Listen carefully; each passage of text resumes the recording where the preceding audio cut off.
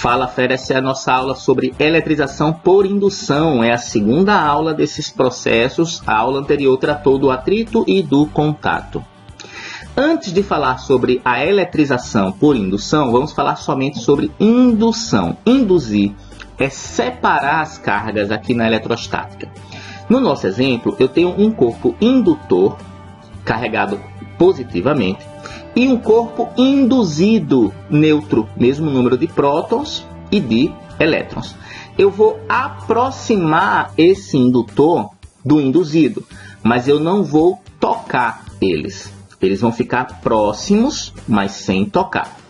Esse indutor vai induzir nesse segundo corpo neutro a aproximação dos elétrons. Então, um lado dele vai ficar majoritariamente negativo e o outro majoritariamente positivo.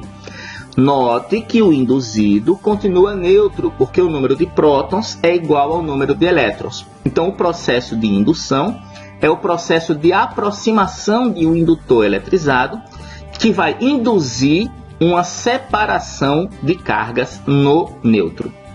Com o neutro polarizado, com as cargas separadas, eu vou ligá-lo ao planeta Terra, fazendo um processo chamado de aterramento, que é usar um condutor para ligar um objeto ao planeta Terra. A mesma forma que se faz aterramento com eletrodomésticos. Com essa ligação ao planeta Terra, esses prótons do lado polarizado, eles vão atrair elétrons livres do planeta Terra. Com esses elétrons em excesso agora, e desfazendo a ligação com a Terra e separando o indutor, eu tenho agora que o induzido está eletrizado negativamente e o indutor continua eletrizado positivamente, ou seja, após a eletrização por indução, os corpos ficam carregados com sinais opostos. Lembrando que eu posso fazer o mesmo exemplo agora com o indutor negativo.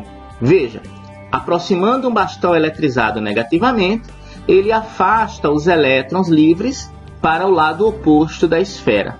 Se eu fizer agora uma ligação dessa esfera com o planeta Terra, ou seja, um aterramento, que vai ser representado aqui com uma pessoa tocando na esfera, os elétrons que foram repelidos, eles vão atravessar o aterramento e vão sair dessa esfera.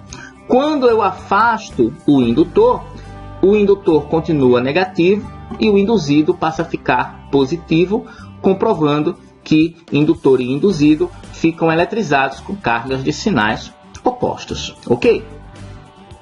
Uma aplicação do processo de indução eletrostática é o eletroscópio.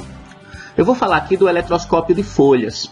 O eletroscópio de folhas ele tem uma esfera condutora na parte superior, um fio condutor que passa para dentro de uma região isolante e aqui duas lâminas metálicas que também são condutoras.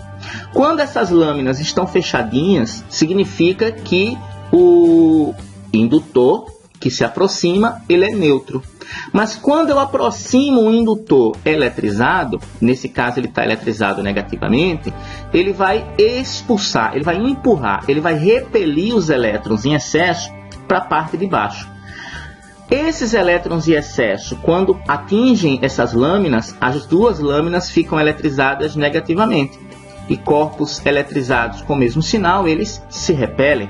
Então, quando você aproxima um indutor eletrizado de um eletroscópio, as lâminas, as folhas que estão aqui embaixo, elas se repelem. Entendeu? Então, essa é uma aplicação do fenômeno da indução eletrostática.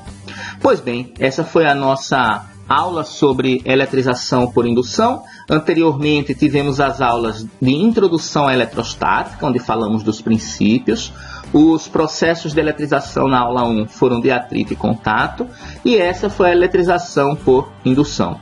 Nossa próxima aula será sobre Lei de Coulomb. Sugiro que assistam todas, que curtam a nossa aula para a gente ficar feliz, se inscrevam no canal para receber as notificações, ativa lá aquele sininho e compartilha com o maior número de pessoas para que todo mundo possa assistir o nosso trabalho, tá bom? Aquele abraço.